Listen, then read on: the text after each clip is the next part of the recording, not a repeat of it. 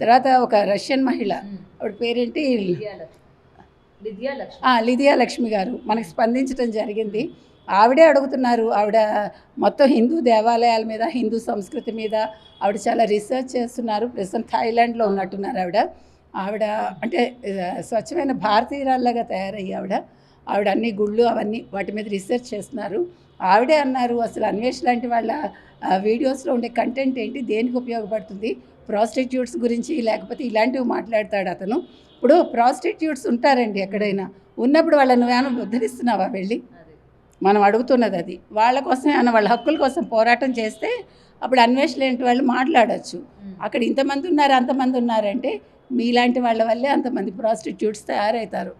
మగవాళ్ళు ఎప్పుడైతే ఉంటారో ఆడవాళ్ళు అన్యాయం అయిపోతారో, అలాంటి అన్యాయం అయిపోయిన ఆడవాళ్ళు ఈ రకంగా తయారవుతారు. వాళ్ళని ఉద్ధరించడానికి ప్రయత్నించండి, అది నేను చెప్తున్నా.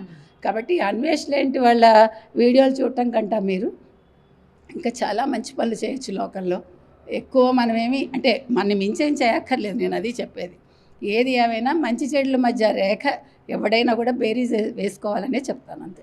అండ్ ఫైనల్గా మ్యామ్, సో ఇంత జరుగుతున్నా ఇంకా తను ఆగకపోవడానికి రీజన్ ఏమై ఉండొచ్చు అంటారు? అంటే ఇంకా అయిపోయిన వాటిని అప్పుడు జనాలు ఏదైతే మెచ్చుకున్నారో బెట్టింగ్ యాప్స్ అని లేకపోతే సో కాల్డ్ ఇన్ఫ్లుయెన్సెస్ గురించి మళ్ళీ ఇవాళ తెర మీదకి తీసుకొచ్చి, అంటే తన తప్పు ఏమీ లేదు, నన్ను మీరు అనవసరంగా అన్ఫాలో కొడుతున్నారు, నేను చెప్పిన విధానం ఒకటి మీరు తీసుకున్న విధానం ఒకటి అని ఏదైతే చెప్పే ప్రయత్నం చేస్తున్నారో జనాలు మళ్ళీ వినే దాంట్లో ఉన్నారంటారా?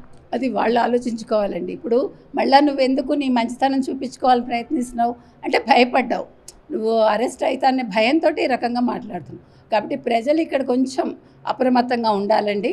ఇవాళ ఇలా మాట్లాడతాడు, రేపు మళ్ళీ మిమ్మల్ని తిట్టిపోస్తాడు, ఏదో ఏరు దాటాక బోడిమల్లయ్య అన్నట్లు ఆ చందంగానే ఉంటుంది. కాబట్టి నిన్నటి మంచి అవసరం లేదు, మొన్నటి మంచి అవసరం లేదు, నిన్నటి చెడు అవసరం లేదు.